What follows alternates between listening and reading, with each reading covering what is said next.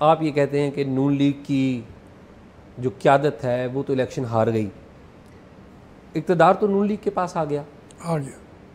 तो अब आप समझते हैं कि ये 5 साल पूरे करेगी हुकूमत? उनके पास नहीं आया ना, बात तो यही है कि वो राजी रजा हो गए कि जैसे ख्वाजा आसिफ साहब तो पहले कह रहे हैं ना।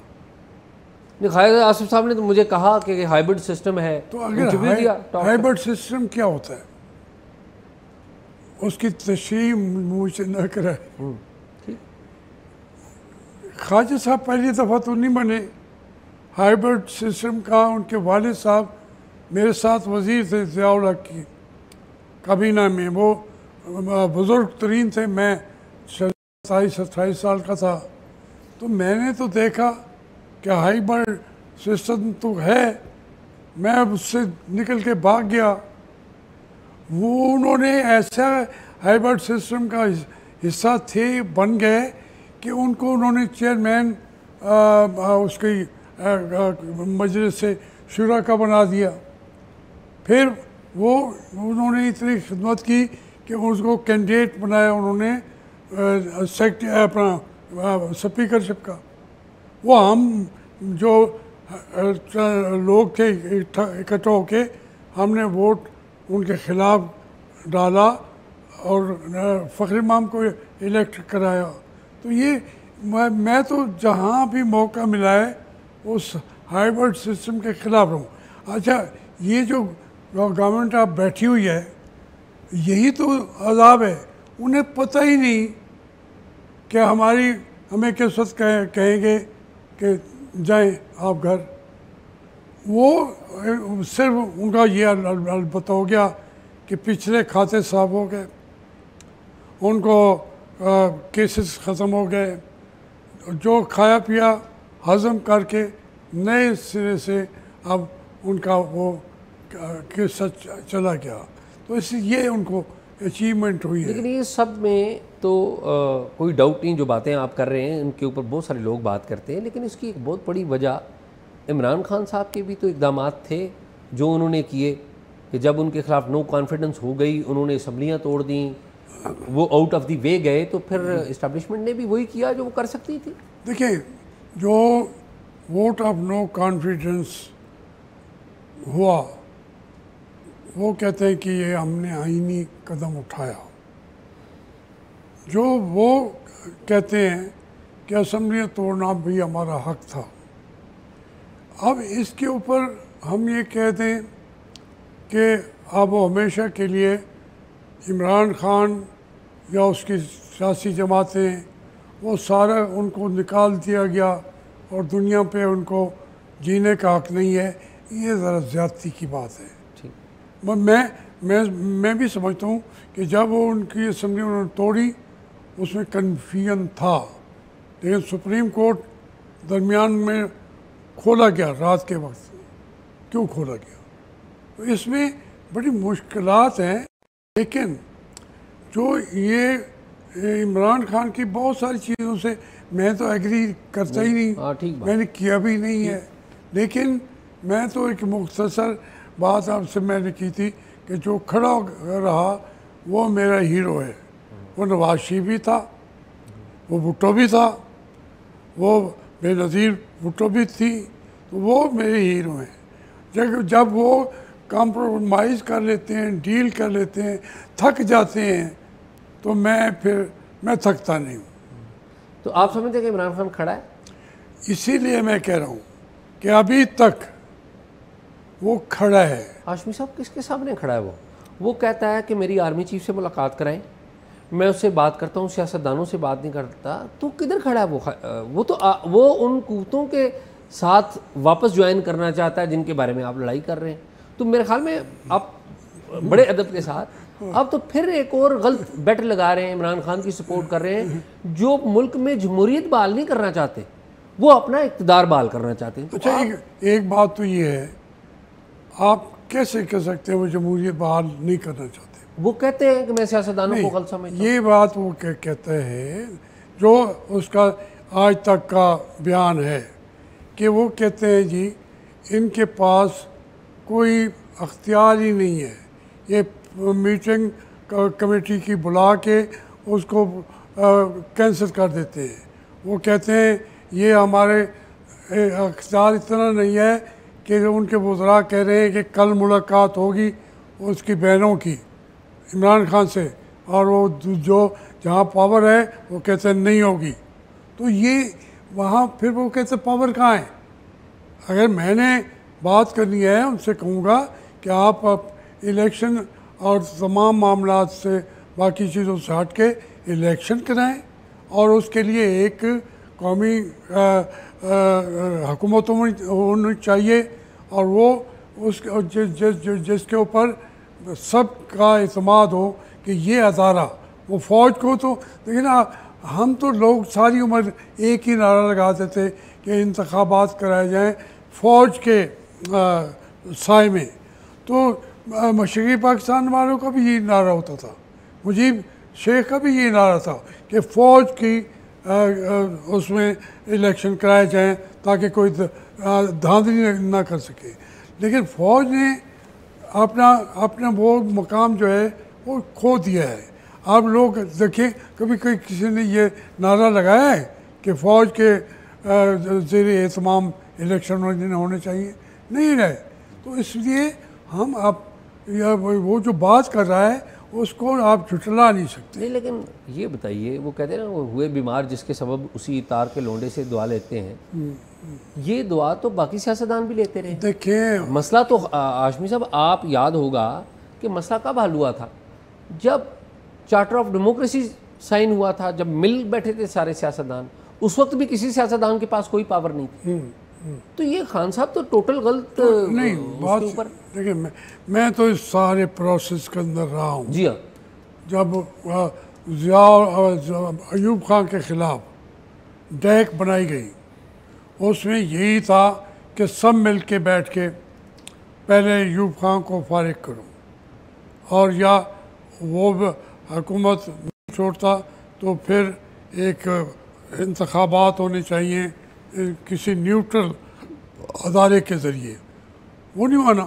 फिर बाद में वो डैक भी ना रही। जो शेख मुजीब था वो अलग हो गया फिर, क्योंकि इस दौरान में बहुत सारी अंदरूनी और बैरूनी क़ुव्वतें असरअंदाज होना शुरू हो जाती हैं। अगर ये आज कह रहे हैं कि एक अदारा होना चाहिए, उसके साथ इलेक्शन हो जाए, ये अगर हो जाए तो अच्छा है। मैं आपसे अर्ज़ कहूँ कि अगर ये भी ना हो तो फिर तो बैठे रहेंगे। एस्टेब्लिशमेंट जो है उनको तो कोई छेड़ नहीं सकता। नहीं हाशमी साहब, अभी तो इस्टेब्लिशमेंट ने ये पाकिस्तान इंडिया जो स्टैंड ऑफ हुआ, इस स्टैंड ऑफ में जो रिज़ल्ट निकला हमने देखा, आप नहीं समझते कि हमारी फ़ौज ने, इस्टेब्लिशमेंट ने गेन बैक कर लिया है, पॉलिटिकली भी गेन बैक कर लिया? देखिए दो सूरतें हैं। एक तो ये है कि उन्होंने जो स्टैंड लिया, जैसे जो लड़े, जैसे जंग जीती, तो उसमें मैं भी उनके साथ हूँ। ठीक। अब ये स्टैंड बैक का मतलब ये नहीं है कि अपने मुल्क के लोगों के ऊपर हुकूमत की जाए। देखिए ना, एक एतमाद बहाल हुआ है, उस एतमाद को ख़राब ना करें। हमारे जो सरबराह हैं वो समझें कि ये हमारा मकाम बहाल हो गया है, पूरी हुकूमत, पूरा पाकिस्तान हमारे पीछे खड़ा है। लेकिन अगर हम उन पर मज़ीद हम बैठ के कहेंगे जी असम्बली भी हम बनवाएंगे, वज़ीर आज़म भी हम बनाएंगे, वज़ीर आला भी हम बनाएंगे, तो ये फिर लोग नफ़रत करने लग जाएंगे। उनकी ज़रूरत है कि वो उस एतमाद को बहाल करें, ये उनकी ज़िम्मेदारी है। आप ये बताइए कि नवाज़ शरीफ, जिनके साथ आपने अपनी उम्र का सबसे ज़्यादा हिस्सा गुजारा, उनके साथ, तो नवाज़ शरीफ साहब का नज़रिया बदल गया है या नवाज़ शरीफ साहब ने कबूल कर लिया जो कुछ है? इसी तरह वो इस्टेब्लिशमेंट के ख़िलाफ़ रेजिस्टेंस करते थे। देखिए बदकिस्मती ये है, हमारे मुल्क में तमाम लीडरों ने कोशिश की, कोई तनहा था पार्टी में, कोई ज़्यादा थे। वो 70 साल से यही जंग लड़ रहे हैं कि भाई एस्टेब्लिशमेंट के भाइयों, आपका ये हक नहीं है। किसी ने शरीफाना तौर पे लड़ा, लेकिन हुसैन शहीद सोहरावर्दी का पूरा इधर भी उधर भी मकबूल तरीन लीडर था, तो फिर जो उसको उठा के फेंक दिया। इसी तरीके से सब शुरू से गुलाम मोहम्मद के वक्त से लेकर बात यह है कि वो लड़ते हैं। मियाँ नवाज शरीफ भी लड़े हैं, थोड़ी देर नहीं लड़े, आए उन्हीं के ज़रिए थे। आप ये भूल जाएं कि कोई लीडरशिप ये जो फिर रही है, ये कोई वहाँ कहाँ से आई है? उसी एक ही नर्सरी से आई है। हम सब वहीं से आए हुए हैं। लेकिन जब हम बात करते हैं, थोड़ी सी समझ आती है, हम कहते हैं भाई अल्लाह का नाम माने, ये जो पाकिस्तान के अवाम है उनको भी फैसला करने दें। और ये फैसला वो उनको मौका नहीं मिला। जब मिला तो उन्होंने मशरक़ी पाकिस्तान को अलग कर लिया। हाँ, यहाँ हमने भुट्टो साहब के साथ, फिर भुट्टो साहब ने भी क्या क्या अपनी पूरी पार्टी को यहाँ डाल दिया। उन्होंने गिरफ्तार कर लिया, गिरफ्तार अपनी पार्टी को। वन मैन रूल चाहते हैं वो भी, क्योंकि वो आए हुए उसी नर्सरी से हैं। तो इसलिए वो फिर जो भी मियाँ नवाज शरीफ ने जंग लड़ी 90 में, फिर गुलाम हसन खान साहब सदर थे। लेकिन फिर क्या हुआ? रिजल्ट तो ये हुआ कि वो चले गए लंदन। जब परवेज़ मुशर्रफ का दौर आया, दबाव ज़्यादा पड़ा, वो तो चले गए जिद्दा में। हम जो मिडिल क्लास के गरीबों के जो बच्चे होते हैं, जो हम जंगें लड़ रहे होते हैं, हाँ, वो चले गए जिद्दा। मैं बैठा था जेल में 6 साल, 2 महीने कम, 6 साल इन वन गो मैं रहा हूँ जेल के अंदर। किसी ने ऐसी किसी जेल नहीं गुजारी। लेकिन फिर जब वो वापस आए तो सबसे पहले उन्होंने यही सोचा कि भाई ये जो हमारे फॉलोअर हैं, ये फॉलोअर की बजाय हमें बताते हैं रास्ता, इनसे इनको फारिग करो। फिर कर देते हैं फारिग। मियाँ नवाज शरीफ को फिर मौका मिल गया। फिर उन्होंने ये खड़े रहते, उनके प्रैक्टिस गिरते गए और लंदन जाके कहाँ प्रैक्टिस, कहाँ बीमारी, वो कहाँ क्या सारा कुछ। ये जब कंप्रोमाइज़ हमारी क्या आदतें कर लेती है। बेनज़ीर ने भी डील कर ली। जब उन्हें वहाँ लंदन से वो चली थी, मुझे फ़ोन पे उनका रब्ता रहता था 2007 में, जेल में भी। हाँ, तो उसने कहा जी मैं तो अब थक गई। मैंने कहा आपने अभी मिसाक जमहूरियत पे दस्तखत किए हैं। जेल से मैंने कहा, जेल से फ़ोन पे बात हुई आप? होती भाई, जब बार बार होती थी। मैंने कोई ये इमरान खान या ये ना करते हो। जेल में आप एक लीडर बैठे हैं, आपको तो हर बंदा फ़ोन प्रोवाइड करेगा 1 मिनट के अंदर, ये रोक के कोई नहीं सकता। लेकिन अभी तो कहते हैं ना वो लगा दिए हुए हैं। वो लगा दिए, मेरे ऊपर 6 लगे हुए थे। आपने और पूछे 6 वो लगे हुए थे मेरे, उसकी वजह से ये मुझे फॉलेज का अटैक। सिग्नल जैम नहीं होते थे आपके? वही जैमर जो है 6 लगे हुए थे, वो मैं जैम हो गया। अच्छा, वो जो वहाँ देखे क्राइम का बादशाह बैठे हैं जेलों के अंदर, ठीक। हम लीडर होते हैं पाकिस्तान के, वो कहते हैं जी ये जैमर लगा लें और 2 मिनट के बाद आपका फ़ोन बहाल कर देंगे। मैंने तो जजों से खिताब किया अपने इलेक्शन के अंदर भी। मैंने न्यूयॉर्क के अंदर बैठे हुए पाकिस्तानियों को भी खिताब किया, जेल में बैठ। हाँ, जापान में बैठे हुए लोगों को भी खिताब तो किया। अभी इमरान खान भी जेल से फ़ोन पे कर सकते हैं, वो ज़्यादा उनके ऊपर हो, वरना लोग तामुन करने वाले ऐसे हैं जो जान पे खेल जाते हैं वो आपको सहूलत देख के ही रहते हैं जो। तो वो कमिंग बैक, आप कह रहे हैं कि मेरी जेल से बेनज़ीर भुट्टो साहबा से बात हुई तो थी। मैंने उनसे कहा कि आपने मीसाक जमहूरियत पे साइन किए हैं, आप इस मीसाक जमहूरियत को ना तोड़ें, क्योंकि उन्होंने ऐलान कर दिया था कि मैं दुबई जा रही हूँ। परवेज़ मुशर्रफ ने भी कहा था मैं जो दुबई जा रहा हूँ। मैं कहा बीबी इसे ये ना करें। उन्होंने कहा जी ये कड़वी गोली है, खानी पड़ेगी। मैंने कहा मेरी बात सुन लें बीबी, ये कड़वी गोली नहीं है, जहरीली गोली है। सबसे पहले ये जहर वाली गोली आपको लगेगी, आप बच नहीं पाएंगी। इक़्तिदार की बातें छोड़ दें। उनका नहीं, वो मेरे साथ करते हैं कि वो वज़ीर आज़म हमें रख लेंगे, परवेज़ मुशर्रफ कुछ दिन बैठा रहे तो क्या फ़र्क पड़ता है। मैंने कहा ऐसा इतना ईजी नहीं है, ना आए। लेकिन वो आ गए। मैं अर्ज़ करता हूँ मैंने तो जेल से बैठ के भी जहाँ भी हूँ मैं राब्ते में भी रहा हूँ इन लीडरों से। मेरे नवाज़ शरीफ को भी मैंने जब ये आ रहे थे जद्दा से, तो फिर उस वक्त भी मेरा ये जहाज़ में बैठ के मुझे हिदायत दे रहे थे कि पिंडी से इलेक्शन लड़ें आप। मैंने कहा जी मेरा नाम कोई रिश्तेदार है न कुछ है। ये इस तरीके से ये गुफ्तगू होती रहती थी। हमारे लीडर थक जाते हैं, वो उनके थकने का ये नहीं, उनके बहुत सारे इसके अंदर इन्वॉल्व होते हैं, उनके इंटरेस्ट सबके, उनके रिश्तेदारों की फैक्ट्रियाँ, उनके अपने कर्जे, कोई स्कैंडल ये वो फिर नीचे दबक के गिर पड़ते हैं।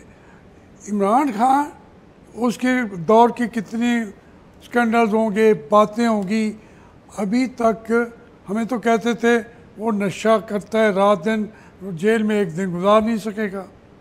तो उसने क्योंकि वो लड़ रहा है, स्टैंड लिया हुआ है, तो उसकी वजह से मैं समझता हूँ कि उसको सपोर्ट, उसको क्या करना है, पूरी कौम को आप देंगे। लोग जो हैं वो आज तक जो पूरी कौम है वो एस्टेब्लिशमेंट की हुकूमत नहीं चाहती। मियाँ नवाज शरीफ की ये जो है हुकूमत नहीं चाहती, और जरदारी साहब की हुकूमत भी नहीं चाहती। तो उनके पास फिर ऑप्शन क्या है? ऑप्शन है इमरान खान। अच्छा ये बताएं कि नवाज शरीफ का मुस्तकबिल क्या है आपकी पॉलिटिकल असेसमेंट के? मुस्तकबिल तो उन्होंने खुद फैसला कर लिया ना सैयद साहब, वो फैसला तो उन्होंने कर लिया। वो लंदन में क्यों चले गए हैं, क्यों बैठे हैं वहाँ पे? देखिए ना, शहबाज शरीफ को उन्होंने चीज़ें सरेंडर कर दी, उनका मुस्तकबिल तो तय हो गया। आप समझते हैं कि नवाज शरीफ रिटायर भी हो गए सियासत से? रिटायर हैं, लेकिन वो अब हमें हमारे कहने से कुम बिज़निल्लाह कहेंगे तो उनके अंदर मुर्दा खड़ा हो जाएगा, ये बात नहीं है। उन्होंने अपनी सियासत पहले अपनी पार्टी को, मैंने जैसे कहा था, भुट्टो ने अपनी पार्टी को ख़त्म किया, मियाँ नवाज शरीफ ने भी अपनी पार्टी के सरकर्दा लोगों को हटा के अपनी पार्टी की मौत का ऐलान कर। लेकिन वो कहते हैं ना कि अब तो मरीम नवाज़ उनकी सक्सेसर हैं और मरीम नवाज़ में बड़ी जान है, तो आप नहीं मरीम नवाज़ में समझते कि जान है? मैं मरीम नवाज़ के फॉलोअर कहाँ हैं? आप सर्वे कर दे रोज़ाना, कहाँ है फॉलोअर? मरीम नवाज़ बेशक वो हवा पे बिल्कुल उड़ रही होगी, मेरी तो बेटी है, मैं तो इज़्ज़त भी करता हूँ, लेकिन वो लीडर तो वो तो एक खाली फिल इन द ब्लैंक्स के लिए उसको ले आए। उसकी ख्वाहिश है कि अब मैं अपने मरकज़ की तरफ जाके, कल की वज़ीर आज़म भी मैं हूँ, वो तो कई वज़ीर आज़म हैं, ये ख्वाजा आसिफ भी उसकी अंदर की जो ख्वाहिशात हैं, वो कहता है ना आपके कौन सा निज़ाम कहता है वो, हाइब्रिड, वो क्या कह रहा है? ये कह रहा है कि हम हाइब्रिड निज़ाम के ताबेदार हैं दूसरी तीसरी नस्ल से, तो मैं मेरी तरफ भी नज़र करम रखिएगा, जब मौका आए तो मुझे भूलना चाहिए। सर ये बताएं कि अगर मियाँ साहब, अगर जरदारी साहब, अगर खान साहब सारे हाइब्रिड निज़ाम में वज़ीर आज़म बन सकते हैं तो ख्वाजा आसफ भी बन जाए तो क्या बुरी बात? बन जाए, मैं तो खुश हूँगा। भाई मेरे से वो 2 साल सीनियर था, वहाँ में भी वो बेचारा सब एक बैंक में मुलाजमत कर रहा था और उसको उन पकड़ के बाद में हम सियासत में आए। पहले सीनियर था जब हम कॉलेज में थे, तो वो मेरा दोस्त है। इतनी ज़्यादा बेतकल्फ़ी है, आप देखेंगे तो हैरान हो जाएंगे। लेकिन वो बन जाए वज़ीर आज़म, जब इतने बन रहे हैं तो उसमें क्या अर्ज है? मेरे ख्याल में वो ज़्यादा बेहतर वज़ीर आज़म बना ले, बेहतर होगा, बेहतर स्टेक्स जो कम होंगे। हाँ